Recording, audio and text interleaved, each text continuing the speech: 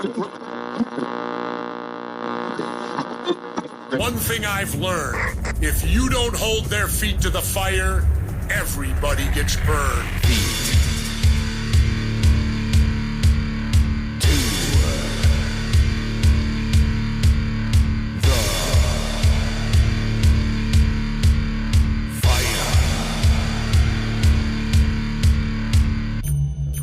Hold on. Before you start waving around that freedom of speech thing, when you're in a crowded movie theater and you scream fire, you better be able to smell smoke. If you come on this radio show and you start saying incandescent things like that, you better have more behind you, pal, than just your thumb.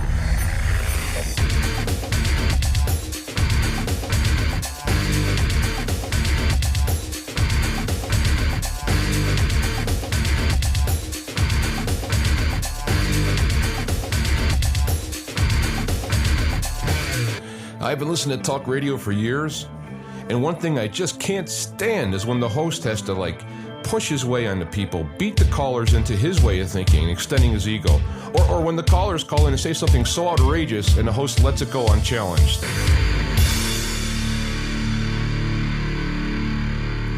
The sign you're on the road to truth is the lack of contradiction.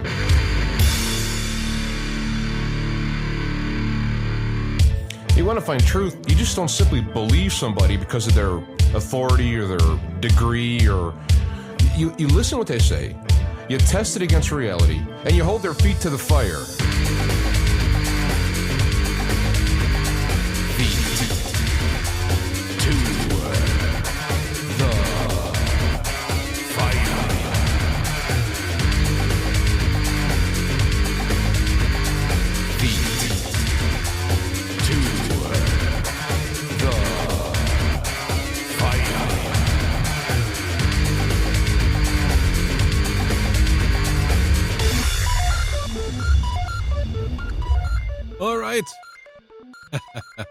We're back and we are live, Feet to the Fire. I'm your host, James Othyanchik, the Black Knight of Talk Radio.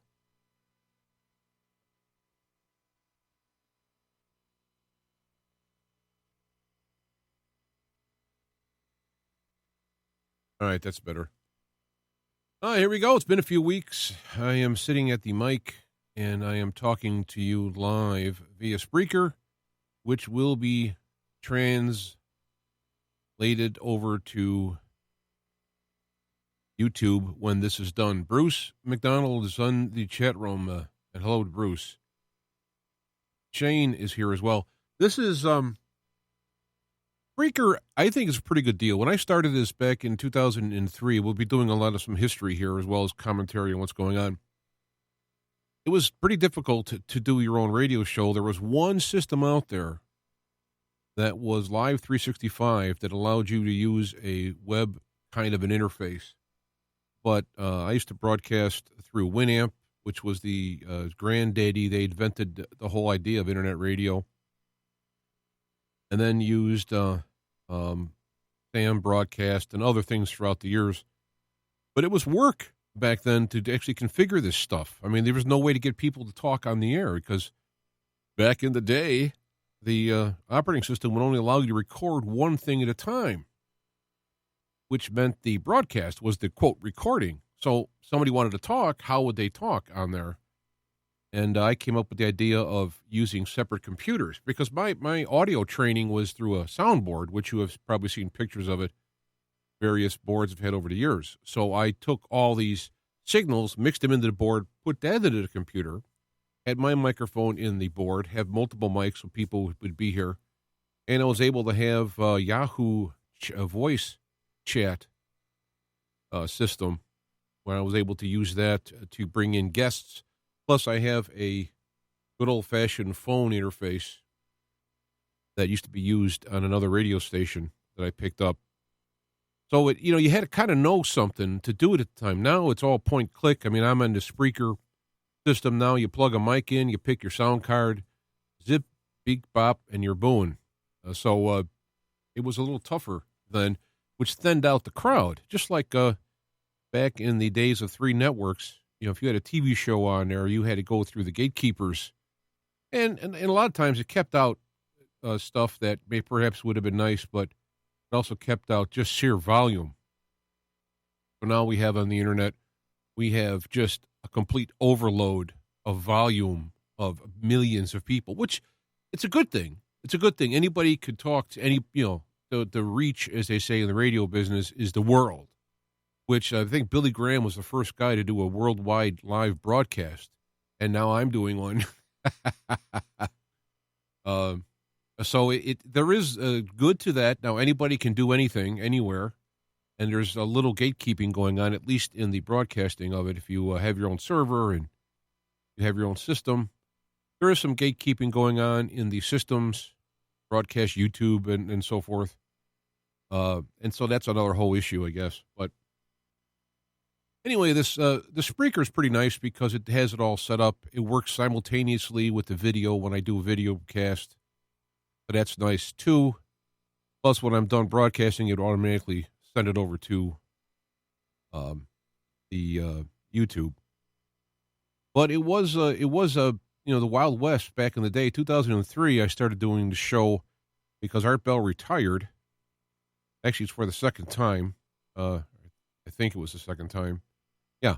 And George Norrie took over. Wasn't a big fan, Mr. Norrie. And so I said to myself, hey, if he could do it, I can. And Feet to the Fire Radio was born. It started that the theme that you heard at the beginning was from the original theme. I've added to it, added the little Jesse Ventura thing in the beginning, but that's the same theme that I started with on day one, doing 4-hour broadcast starting at 11. I think it was 10 o'clock. Might have been 7 o'clock, 8 o'clock, something like that. Broadcasting for 4 hours on Live 365 to nobody. I mean, literally, absolutely nobody, because they didn't know you're there. So for an interesting exercise, try talking in the microphone for 4 hours to nobody for a few weeks. And then I got picked up by an internet radio station that was worldwide. It had DJs, mostly music. I was the only real talk show on there, although the DJs at the time still talked in between the songs to the people listening. And they used chat system, but it was called Naked Radio, NEKKID. It might still be on.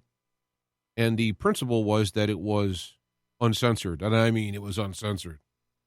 The lady who was on before me was quite X-rated. And I had to kind of warn my listeners that not to tune in too early. Anyway, from that point on, that station split. And it split into two stations. One was called Radio Heart, which is still going to this day.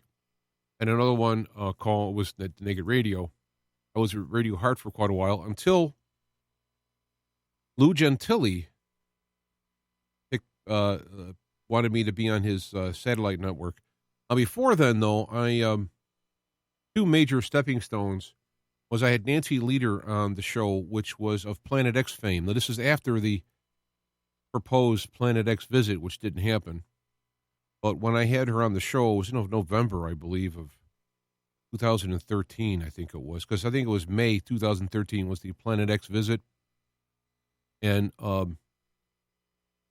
I had her on there, and it just shut down the servers because it was just, from coast to coast. There was only one show to listen to for paranormal or alternative stuff, science stuff, was coast to coast, of course, with Art Bell, which I really kind of patterned the show after by having, I had commercial, because I was planning on doing this professionally and getting picked up by a radio station and syndication. So I had already put in commercial breaks and all this programming and whatnot. So I was doing that, and I had asked the interview by Alex Merklinger, who's since passed away, and he had a big following, and he did, I think it was 2 hours, 5 nights a week, and at night. I'm going to say something like 7 or 8 o'clock at night. And I interviewed on his show a couple of times, and the people listened and then started tuning in to my show. I was the unofficial kind of like weekend partner, even though I was only doing one day, Sunday nights. And so I got a lot of the listeners from there, and we had similar topics, and we both got along. We talked, we interviewed each other, and so on. And that's when, and then later on, that's when I got picked up by IBC Radio Network, which was penny stocks by day. They had a show, 8-hour show, where they talked real time about penny stocks. And then since they had the satellite, which is 24 hours, Lou Gentili approached them about doing a paranormal after hours. So I don't know. I think they were off at 4 or something, or 5 or something, and then it would go to midnight or so with guests. And he signed me to be on that network. It was to be syndicated on AM stations or any radio station via satellite, which is where I learned a lot of my technical broadcasting, timing, and programming from Lou Gentili. And he, for those who remember Lou, he had a paranormal show. His famous thing was to invoke Jesus Christ to piss off demons and ghosts. And then he recorded them with this digital recorder, which was noted for getting EVPs, electronic voice phenomena. And so he would go around to like mental institutions and prisons that have been closed, and he would set up, and then he would start, invoking the name of Jesus Christ, which would then cause a lot of problems. And one of the famous stories he told was he had broadcast. He had TV, it was a TV, like a documentary or a segment of some show. They had the TV cameras set up while he was doing this. Now, you wouldn't hear anything at the time because it was on the recorder, but the people would talk, and then there was people keeping time and noting and all that stuff. So when they played back the tapes, there was, you could hear the time markers of people talking and saying things to go along with the phenomena. And one of the times, things started falling off the walls, and somebody almost got hit by a light that fell or something. So they decided, we're done recording now. But that station went on for a while, and then it disintegrated because, the problem with radio, and for that matter, YouTube and TV and all that, is that it attracts people who want to be on the radio. It's like, I'll read the weather, I'll read the traffic, I'll do anything. I just want to get behind a mic. I've actually heard people say that quote, I'll do whatever it takes to get behind a mic. And that's the kind of, a lot of the people who were there. So you didn't necessarily have talent or interest, but you had the pipes, I guess they call it. Hey there, everybody. How you doing, everybody? We are live and all that kind of stuff. So, that was the problem, which is even worse today because now of the easiness of it. But there was also, egos and problems, and there was disintegration in the station and fighting amongst people on the different shows and people who quit, and it was acidic. I decided to just leave. Actually, I was there for a year and a half, maybe. My contract ran out, and I wasn't seeing results. I literally, at that time, my job, Fannie Mae Candies, I was a driver there for 20 years. That company went out of business, so I literally spent all my time and my rest of my savings trying to gain syndication and commercials and so forth. That didn't pan out, so that's when I went on my own, and I learned from what I learned from Lou Gentili. I created my own servers and my own system to this day. Well, now I'm using Spreaker, I guess, but up until a year or so ago, that's what I was doing. I still have my broadcast computer, which I configured using Windows 2000 Pro. Still works. That works just fine. And that's what I did. And then, and that at that point, it just continued on for like year after year after year. Still doing I had multiple 4-hour show, multiple guests. Dr. Rita Louise was one of the noted ones that was on. I had every like one. I had rotation, like every every second Sunday, this person would be on. They do a 15-minute bit. I would have a reoccurring guest. This Week in Free Energy was a 10-minute thing with news on free energy for Sterling Allen, who is now in prison. So I don't know what that means. And then I would have what I would call the minor guest, meaning that I would have like a 25-minute or 40-minute segment that would be in that time where I would have it's probably 50 minutes. I'd have a guest for about 50 minutes, and then the main guest, which would be 2 hours, would come on in hour 3 and 4. And I did that for year after year after year after year. I ended up getting a lot of people from coast to coast to come on the show. Ed Dames was on many times. We had a big hoopla with David Booth was on announcing the Day of the Lord. We had that live broadcast on IBC at that time. And Saoirse Fall was one of the few broadcasts she did was on the show. I mean, I'd have to go back. I should look at that picture that I have because it has all these faces on there of people that have been on the show. And I'm going to forget all kinds of them. But after being on the air for, 18 years, people die along the way. And so Lou Gentile himself passed away. I had Jim Mars. I had him on the guest the show. He's passed away. Ian Lungold, who was the first guy I heard talking about the Mayan calendar, he was on. In fact, he's the first guy who told me about the 9/11 stuff. It was in 2004. Now, that's the first time I heard about that stuff in 2004 about the inside job routines, and so that shows you that it took a couple years for it to get around. But a lot of other people, I'm drawing blanks now because I'm seeing faces and I can't see names. You know how that goes. People listen to me for a while. No, that's how it goes. But the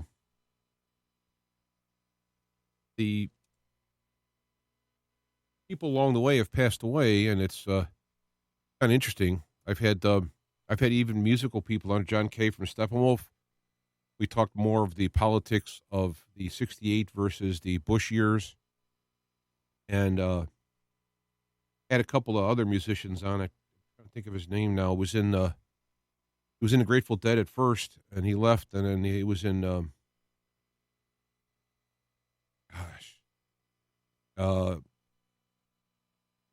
I'm drawing blanks on these guys. Ebony Eyes was a song that he did. He talked about his UFO experiences. So I was able to get some of the people who were like musicians or actors or whatever, because they wanted to talk about paranormal, and there wasn't a lot of options at the time other than Art Bell. And so Glenn Kimball was another guy I had on a few times. In fact, I just put out on Facebook some links to a show we did many years ago where he talked about these ancient manuscripts.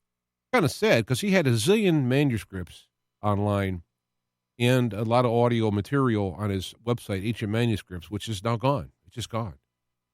I mean, it's one thing about the internet is when you're gone, unless someone decides to memorialize you in it. So we did the show for many years, and at some point along the way, and I was also on TogiNet, was a internet station that kept me for many years, and I would do syndication, and many people picked up the show. Rob Davin of Conspiracy Channel now he's got couple official channels, web video channels that you can stream through Roku and all the others. He had a little station at the time that he pulled the signal and did it, and now he's still putting up my stuff. Now it's in video HD, so he's been around. I've known him for many, many years now. In fact, one of the few. Radio Heart's still around. They broadcast a show now and again. The other show that I started shortly after was called the Black Knight Squire G Show, which is kind of a impromptu comedy. If you were a Chicago listener, you would know Steve and Gary, and it's kind of in that vein, only we weren't nasty to people. I did that for many years, but it seemed that there was a problem. I couldn't blend the two. When I was being goofy, silly, funny, like on Black Knight Squire G Show, it wasn't received well by people on Feet to Fire who looked at this real like serious and everything. So that was kind of a weird thing. But anyway, I mean, it's like most of the stuff happened in the beginning and then it just kind of moved on. I just did it for years. I mean, it's somewhere along the line. I think it was 2017. I started to do videos. Well, I did them earlier than that, but it was once in a while. But at some point along the way, I realized, you know what? I'm going to say that not going to make it on radio. I don't know. Around, I don't know, year 16, I think it was. I said, I don't think this is going to happen. But I actually sat back and thought, what is my idea of success? And, obviously I'd like to do this for a living, which I'm not. But other than that part of success, I want to be able to talk about what I want to talk about, when I want to talk about it, and nobody tell me not to do it. And I'd have to say there's a big success there because over the years I've talked and gave my 2 cents on things that have happened. And, and there's no one telling me not to. Now, of course, in this later ages now of Facebook and YouTube censorship and all that, there has been some problems because I have a channel that has like 2,000 subscribers. And if you look at the totals, for some of the views are, under 100 at times, which is either they're not getting the information out or I suck. I got to count that last possibility. You can't rule that out. Other guys talk about the black helicopters and being censored and all this stuff to try and cover up for the fact that they're lousy. But I will accept that possibility as well as the censorship. And, of course, volume. Art Bell came back on the radio, tried to get on, I think it was CBS, an XM or something like that, and his Sirius, I think maybe it was.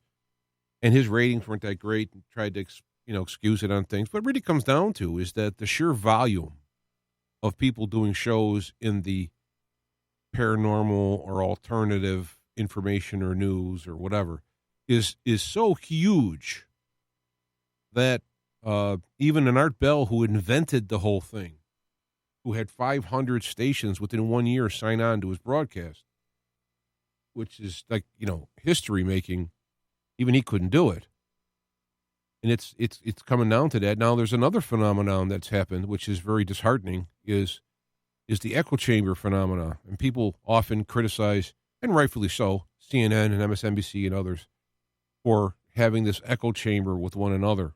But it's really a symptom of the whole arena. And it started out back in the 70s listening to radio, WLS AM in Chicago. You heard all types. You heard Frank Sinatra. You heard Led Zeppelin. You heard Smokey Robinson and the Miracles. You had Ray Charles, Johnny Cash, the Beatles, Blue Cheer. I mean, you had all of these very diverse entertainers all on one station. And so there was a cross-fertilization of various items. You can that's why if you look at you were to see my catalog of songs, it's just all over the place.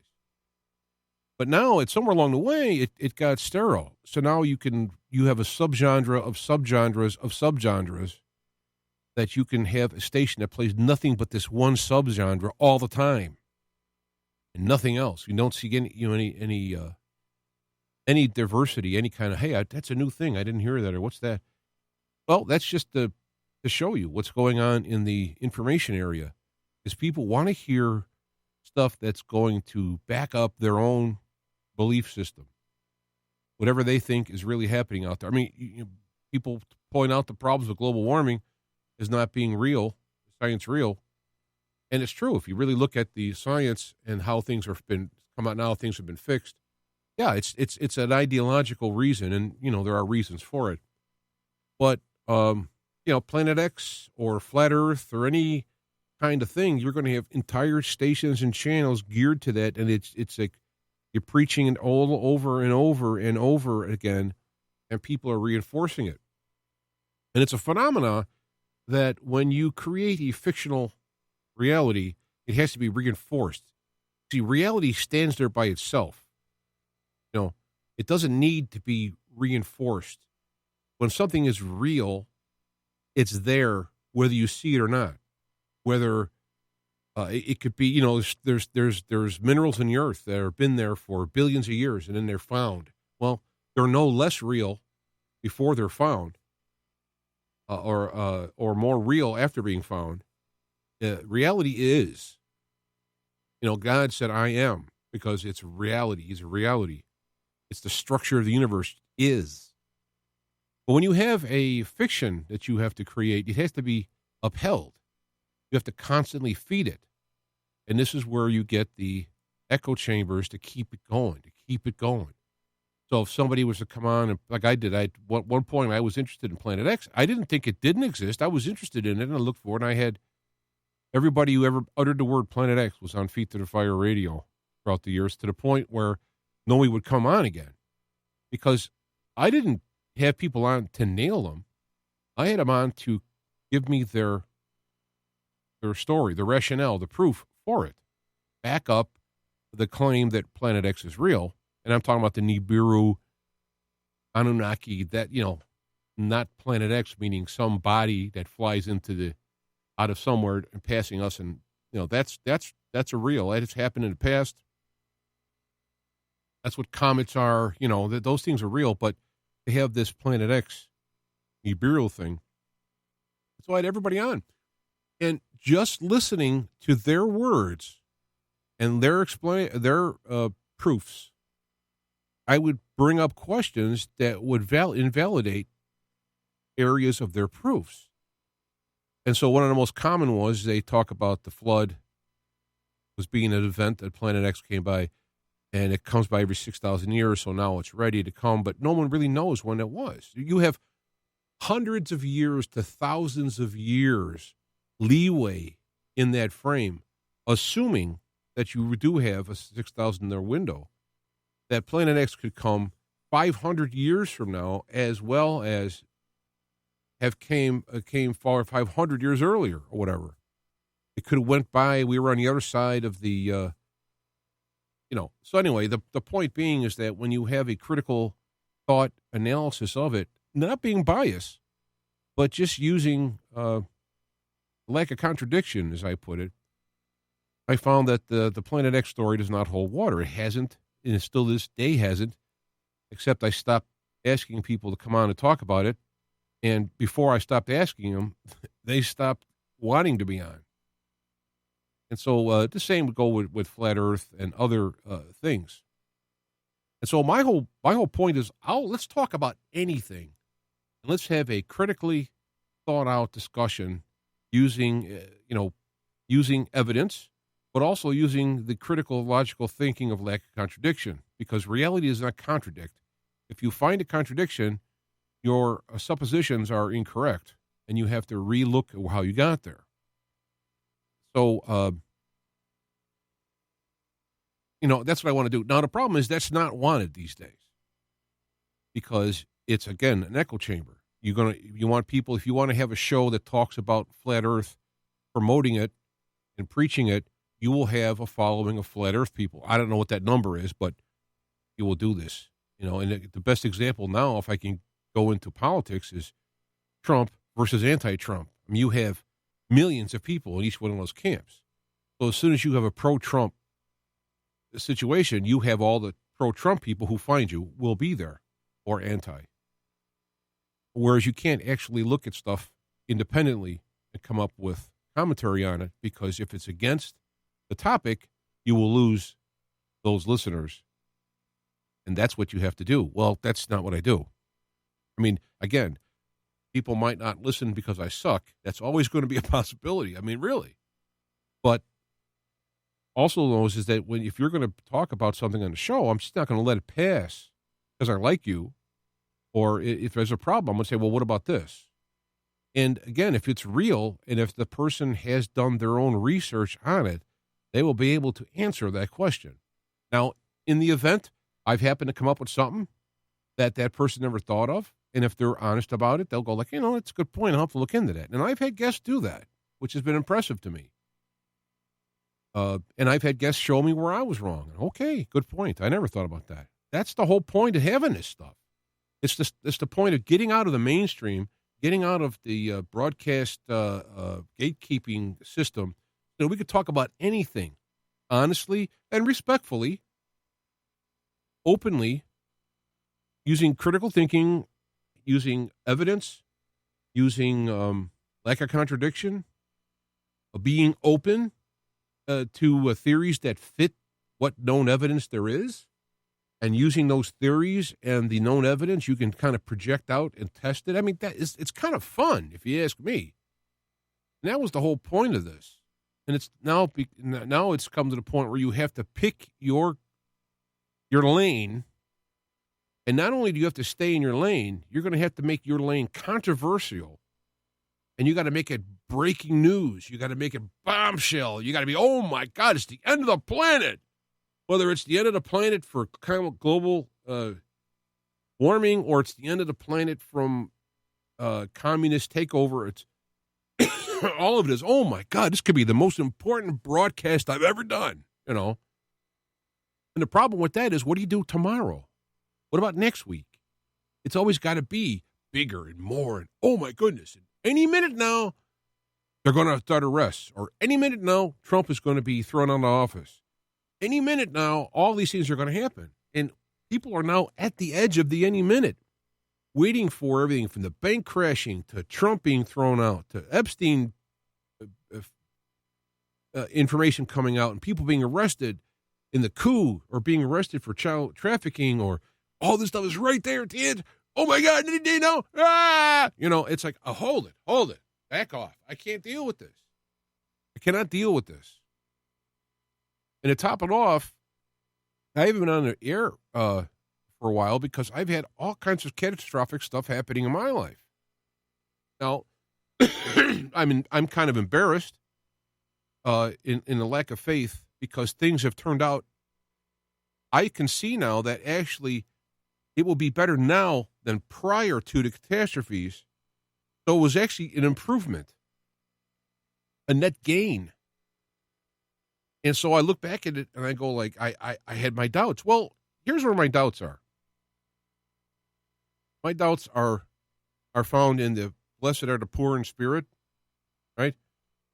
Who makes me special that God's going to have a plan in space-time in my life to all of a sudden take a catastrophe and make it into, lemons and make it into lemonade. A catastrophe and make it into a flower or whatever. Who am I? There's children out there being, prisoned and tortured. There's people being killed in wars, and it's like, and I'm just discomforted. I went from, I was applying for, refinancing and whatnot, and I don't know if it was going to work, and then all of a sudden my company sold out, and now I'm like, oh my God. And then all the new company who bought us raised all the rules and the rates and interest and all insurance and all for the trucks. Oh my God, I can't do this anymore. I got to sell my truck and be a company driver. Well, how am I going to sell this truck? Holy cow. I got to do it all because New Year's Eve is the end. I got to get the truck sold. What am I going to do? And just only this last couple of days, all of it worked out. So you're going from before Christmas, having a Merry Christmas, the company sold. Nice knowing you. But this company here, who's run by tyrants, they'll be happy. We have made an agreement they have to hire you. You go from that to sold my truck, got what I wanted, found a place. This is like yesterday, right? Found a place that is everything that I would want within the driving system that I'm in. Obviously I'd rather not. In fact, I looked at retiring. It's just too early. I can't do it. It would be too financially risky because then I would be doing shows like every week, every day. I'd be looking at the news, doing live shows every day. I mean, that's what I would do, but I can't afford it right now. But everything turned out like the best. Now, I haven't, granted, I'm going to be off for a couple of weeks until things get all organized with this company. They're hiring a bunch of our guys are going over there, and they're all happy about it. They're expanding their company, buying trucks because they're thrilled to get us as workers on to it. I mean, boy, talk about a contrast in appreciation and so forth. So I'm sitting here where you're going from a potential devastation to having it being better than what it was before. In fact, I wanted to get out of owning the truck because it was too much risk. I lost money as well as made money with it. And by going into a company driver with the right company, you're going to make less money, but you don't. Your footprint in the risk reward shrinks. The risk part shrinks, the reward shrinks too, but the risk shrinks more, right? And so I'm sitting and stunned. I went from stunned because I got a gut punch, knocked off my feet, to I'm stunned with how everything's fit in perfectly. And then I get ashamed that I had doubts, but it's not that I don't doubt God. I mean, come on. The universe is here. The doubts are, why me? Why me, Lord? What have I ever done to deserve what you've done? That song with Chris Christopherson. And it's like, wow, it hits. I mean, I've been teary thinking about it. I couldn't sleep for nothing. I had guts in my stomach. And then within 2 days, I put my truck for sale. That moments after I put my truck up on Facebook for sale, the person who bought it contacted me and said, take it off. I will buy it. I'm thinking, well, I can't take it off because, I don't know this guy. I mean, I'm not saying he's lying, but, and Friday he bought it. So now I don't have to worry, where am I going to park it? How am I going to sell it? How am I going to get people? Where am I going to give it? All of that vaporized in a day. Actually, minutes, if you want to be technical, because he did come through, like he said. Boom, just like that. I had guys who have newer trucks stunned at how fast I sold it for what I got for it. But it was a truck that had a certain people looking for. It's a 99, so you don't have to have, you can use paper logs. You don't have to use electronic logs. It was easy to repair. That particular engine, 99 Detroit diesel, Series 60, 12.7 liter. It's they're all expensive to fix, but it's way less expensive to fix, like the Cummins or a Caterpillar. No pollution stuff on it, so all that stuff is a money sink to everybody who owns them. And people are listening, or truck drivers, If you have a newer truck, the number one fix in that is the particulate matter filter system with the DEF. That's the number one trouble. Buy a new truck, your warranty runs out. A lot of people just turn it in, buy another one because they can't take the risks. So anyway, my point is that thank you, Lord God Almighty, for taking care of me. And I was thinking of stuff like, look at the lilies of the field and how they're arrayed, greater than Solomon. And they're just here today and burned tomorrow, and how much greater than you than Solomon. Look at the birds being fed and being cared for by nature, and how greater you than nature. But I don't feel greater than nature. I'm a sinner. And when times like this come, you're really tested. And my only thing that got me through with it was my faith in God, that I know no matter what happened, even the worst case scenarios, I'm going to get through it by the grace of God. Only it was almost literally the best case scenario. It's like I was saying, I got to do something about this. It's taking me down financially, emotionally. I need change. So God goes, okay, boom. Comes in like a lion, goes out like a lamb. And all I had to do was have faith throughout the whole thing, and I wouldn't have been tearing out my hair. But here I am. Here we are. I was going to shut the show down. I don't know how I was going to be able to afford it. I'm getting no support whatsoever, no donations whatsoever, and that's fine. I don't really seek it. I said I'll do the show as long as I can afford it, and I mean that, and I meant it. And so here we are. It's still going on. I have a couple of weeks off, probably at least a week or so. I'm going to be doing all my taxes for the year. I'm getting all this stuff set up for the new system. But in there, I'm working on some ideas. I might do some pre-recorded stuff. We're back. Milton. Praise Yah. Yeah, amen. Amen. when, it's embarrassing that I have the doubts, but I remember Peter.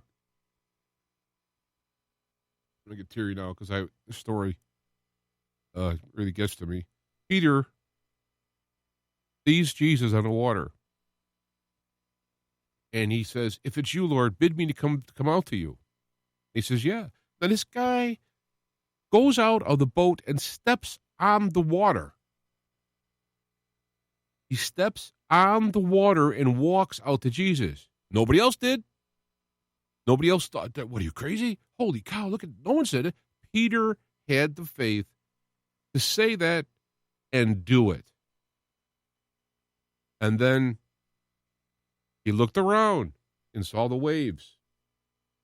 And he got scared. And he started to sink.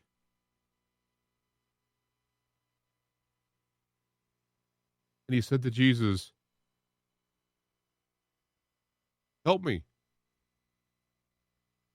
And immediately, is what it said in the Bible, immediately he reached out and touched him. And what did he say to him? He didn't say, what an idiot. What a jerk. I could see him laughing, going like, you man of little faith. But he got out of that boat, and he stood in that water defying the laws of physics and nature by faith. But he's still a human, and still not worthy of that excellence. And so he ends up failing, just like when he doubted. And yet he came back as a rock for the church, no pun intended, or, maybe it was intended. So when I see this stuff, people say, well, why do you believe in God? I know there's God. I know it. I can't prove it. I can give you anecdotal stuff. I can say stuff like that and say, well, here's these things that happened to me. And if a person wants to, they can come up with a varying explanation for it. Well, this is why, and this is why. It's luck here. It's, there. But the thing about God is very humble. And this is the difference between God and Satan, one of the many, is that God is not interested in your praise. He's interested in you are following the principles and helping other people, animals and whatever. That's how you want to praise God. Help people, help your neighbor. Pray for your enemy. That's how you praise God, not by with your lips and say you're wonderful and all that. God doesn't need to know that. God knows God is wonderful. He doesn't need to hear it. The person who needs to hear it is the one who wants to be God and knows they aren't, and they need people to tell them they are God. It's the movie star who's failing who needs to be win awards and be told they're great because they know they're failing. The reality is they're failing, and all people fail. You're going to die someday. You're going to get old. If you're beautiful, you're going to get old and look ugly, or you can do surgery. Well, I shouldn't say ugly. You're going to look old, or you could turn ugly by trying to do surgery to stay young and end up becoming ugly as opposed to just naturally aging. No matter what you do to try to do this is the difference between God and Satan, or the good and the evil.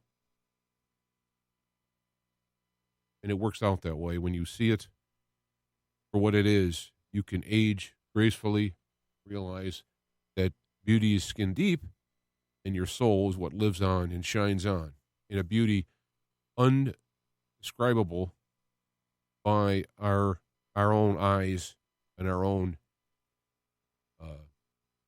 measure. That the physical aspects, there's nice things about nature and humanity. There are people who are talented, beautiful, creative, and that's great. Nothing wrong with that. It's when you worship the creature rather than the creator is when it all goes. And that's where, Satan is worshiping himself, seeking to be put up above, equal to, or above God. That's when it all goes wrong. And we do it in our own ways. So I haven't done a show in a while, and I wanted to explain some of the things because I didn't want to say anything in the middle of it because part of me says that, the dark side doesn't really know what's going on, like mind reading and all that. It's like when you enter space and time and you say something and do something, it becomes like real, and there's a reaction that could be planning to it. So, but for those people who were worried about, I got some phone calls from people who were like going, like thinking I was going to die or, or something. And I didn't mean to be melodramatic on it. It was in my own moments. Now, it's not over yet, but at least the main parts are now. It just has to play out. But I wanted to give an account, also talk about how, how the example for me anyway, how God works. And also I wanted to mention about history of the show. I did put up a picture that had guests. It's probably around. It's on the website. You could see it everywhere in places. And I had a contest where people, I gave $100 gift certificate for those who can name all the people on that grid, that picture.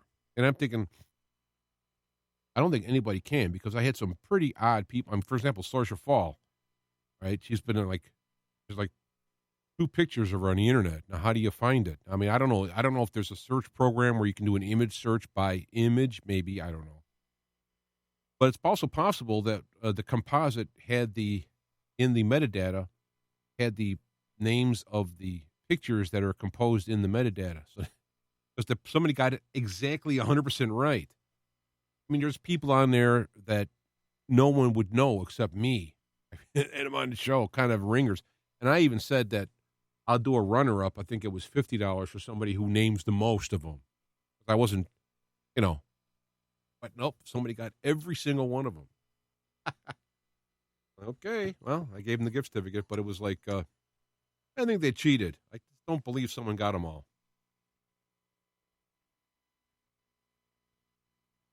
So, I want to thank people who have prayed, and I've mentioned I needed prayers, and people have prayed. And I don't know how prayer works, because, the God of the universe is there, and God's not going to do anything unless somebody prays for him. I don't know how that works, or people have been prayed for themselves and nothing happened, but someone else prays for them, then it does. I don't understand the mechanism of it. I don't know it. I'm not going to project it. I'm not going to guess it.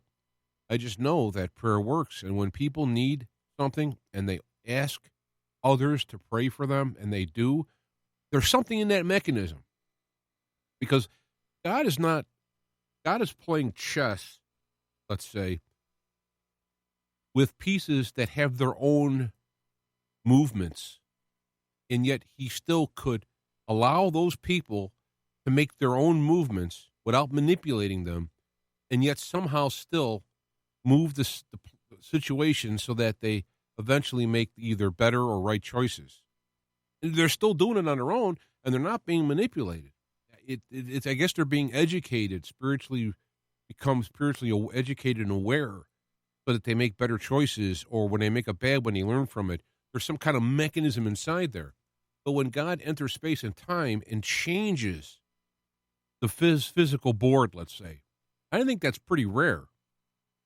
I think that a lot of times God of course, has our vision, to say the least, knows this stuff is coming, and has contingency plans all laid out. And it's up to us. We make our choice. We're the ones that are kind of picking where we're going to go, and then God works with those choices. That's where the so-called free will comes in. Now we're manipulated by Satan and other people, and we're to get us to do things they want. And so we're not totally free in our choices, but the mechanism is it's like God is like allowing the universe to spin, but all of the universe is clockworked toward this end goal. I think what we're seeing now is we're starting to get into that home run, we're rounding third base, if you will, It's starting to get in, it's late in the fourth quarter, whatever metaphor you want to use. The clockwork of the universe now is turning and forcing, let's say it's kind of narrowing with every choice we make forward, both collectively and individually. The choices start to narrow for the next choice, and then they narrow for the next choice. So it's kind of like we're coming up to the final lap, if you will. And so our choices are now becoming more limited. And then when you rebel against the more positive choice, you have a more of an instant karma. You have a more of a you sow your seeds and you reap them very quickly. And that buffer we had in the past to screw up is gone. So people can make a bad choice and die, or kill someone, or be injured, or have an illness or something rather quickly. Where before they could have got away with it longer, but it's being funneled. The funnel is kind of corralling down to the final two choices. The choices of being do as thy wilt, or love your neighbor as yourself. Those are the choices. You're going to end up, hi, D. D is now in the chat room as well with Milton. And, oops, scrolled off.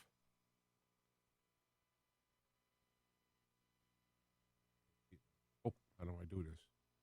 Well, sorry. There it is. Anita's ramble. So Bruce and others. So it's coming to that point where you're going to have to make a choice, and the funnel's being narrowed, and our choices is going to be me first, screw them, or we're in this together. I may give of my own to help you, and somebody may give of their own. So I'll take it on the chin for you. Somebody will take it on the chin for me, to use these various metaphors, rather than being selfish about it. That's where we're going to come up. We're going to get to a point. So if you want to say, well, what's going to happen in the future? Well, if you project outward those concepts, everybody's going to be put in a position which that choice will become, the fruit of that choice will become more and more obvious. And look at the people signing on to, abortion up to and including at birth. And they're like proud of it. They're heralding it. It made my career was made on this. I can't wait to have an abortion. It's part of our sexual routine. They get pregnant and have an abortion. I mean, these things are outrageous. The most staunch pro-choice person of 20 years ago wouldn't dream of saying these things. But why are they doing it now? Well, it's because we're getting that funnel, right? We're going to have to pick. It was thou wilt, and that means literally whatever I want to do. I want to kill children. I want to do whatever I want. I want to change. I want genders. I'm going to do all this stuff. Or I'm going to follow this program of helping one another.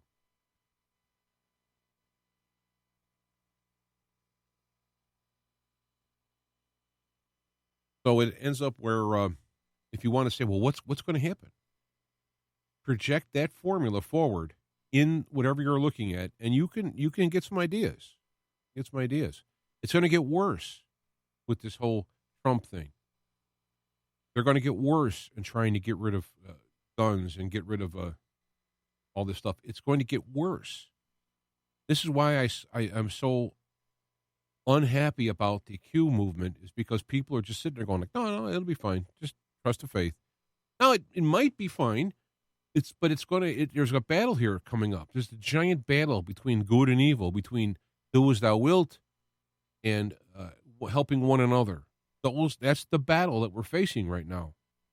And it's really up in the air. The future is up in the air. God knows the end, and I know God is at the end and will intervene rather than have everything be destroyed.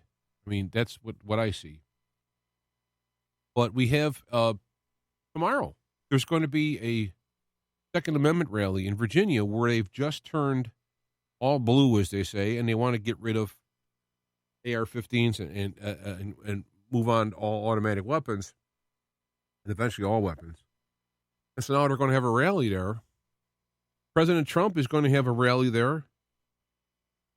And, you know, a la John Kennedy, all you need is to have somebody take a pop at him.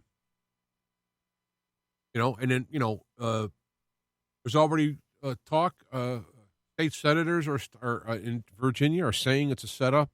There's already a talk of people going to, busloads of Antifa are going to come there dressed as Trump fans and are going to come in and do something. I mean, it is not good. Now, you want my advice on it if I was to have the be so, is I wouldn't be doing this. I would not be protesting like this stuff because there's an energy that you're putting out there. You're making a stand. You're going out into their field and making a stand of energy which could be used and manipulated to make you look bad. Now, the media was just salivating to say everything. They're salivating just they'll take. I mean, look what they did with the Sandman guy and all these things. They come up with lies and they push them. All they have to do is, some video of somebody with a MAGA hat on hitting somebody, and it's going to be just exploding across the propaganda network. That's why I say. That's why I say that I don't agree with having this. I would use prudence. I would say, walking into that lair to have a protest, which is a right to do, a First Amendment right. I understand that, but to me, it's like playing poker. You kind of got to know how to play the cards right. And just because it's okay to do it doesn't mean you'll get an okay result. And so I wouldn't do this. I wouldn't walk into that. And Trump is going to have his rally there. There's no reason why he shouldn't. But all you need is one guy, especially somebody who wants to be a martyr. I'm not even saying that in terms of religious martyr, just to be, there's a guy who wants to be the guy who did this. I'm the guy that killed him. I'm going to be executed as a criminal, but I'm going to go throughout into infamy as being the guy. There's always somebody who will stand up there and do that kind of stuff. So I wouldn't want to do that.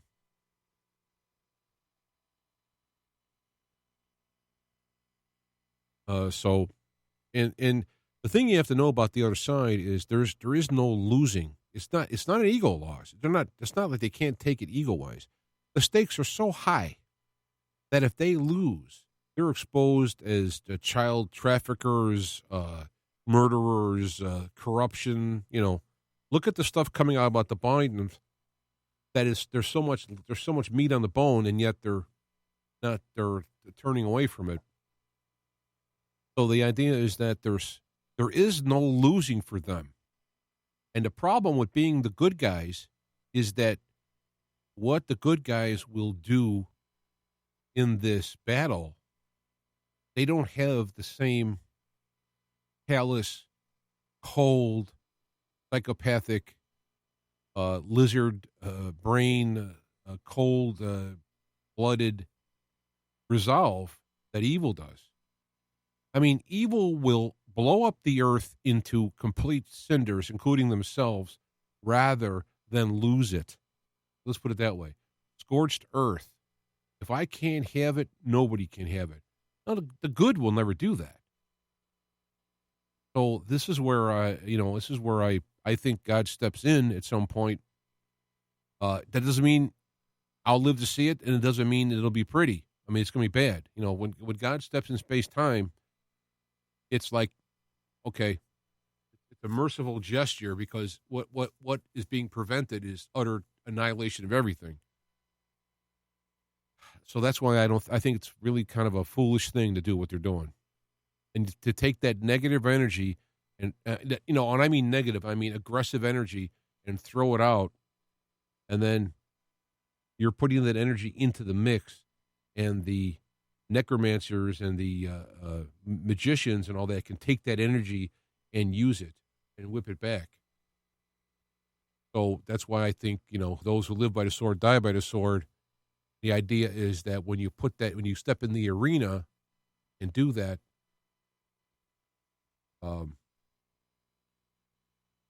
you're actually adding to it. It doesn't mean I don't have an answer. If somebody comes to my door to take my to see if I have guns and take them that way, what am I going to do? I don't know. But I'll know at that time.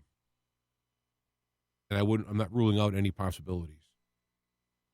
So we'll have to just see.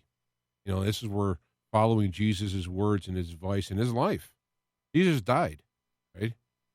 Peter took the sword and cut off the ear, and he said, no, put the sword away. But on the other hand, he says, get rid of your plowshares and buy a sword, right? So it's not that the sword is not the option. It's just that there's a certain time and place for it. I don't think tomorrow is the time and place, but, I don't know. I think I'm going to call in a night here if anybody's got anything. My email real quick. Somebody in the chat room has anything you want me to address?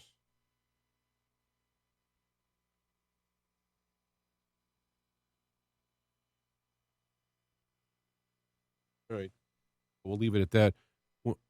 When I do hit the stop button or play the end music stop button and all that, this will be posted on Facebook, just the audio part of it. And if you find it worthy of your time to share it with wherever, you can subscribe to both the Spreaker feeds as well as the YouTube, either or, both, and share them as well.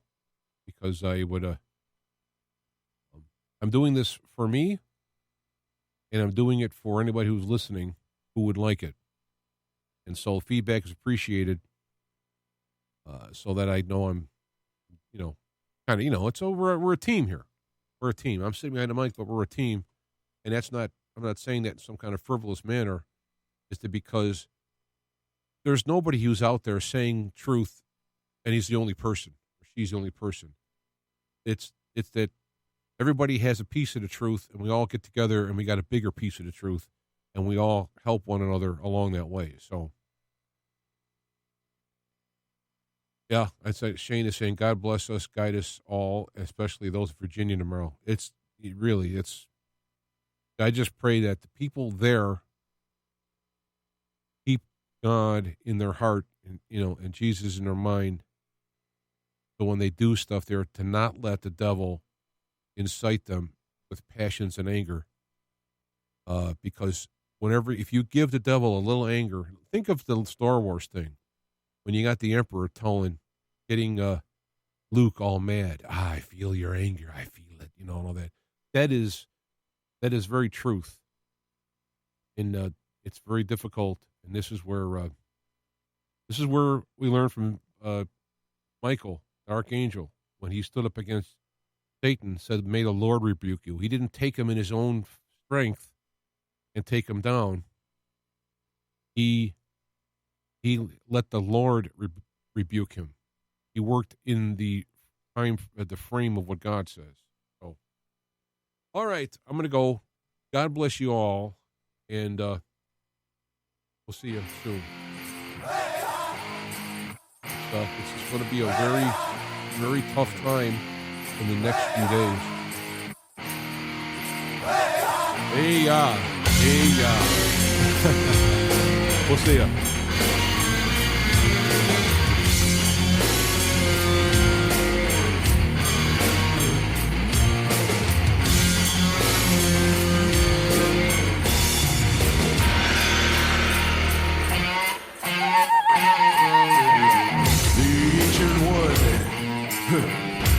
My old friend, the one who walked before, the one who walked again, the ancient one of old, with wisdom wisdom for the new.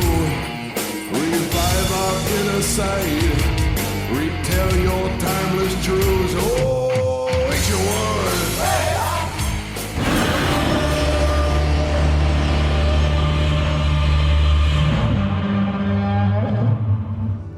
Feet to Fire is a production of IPS Media Works on the OnSync Radio network of stations.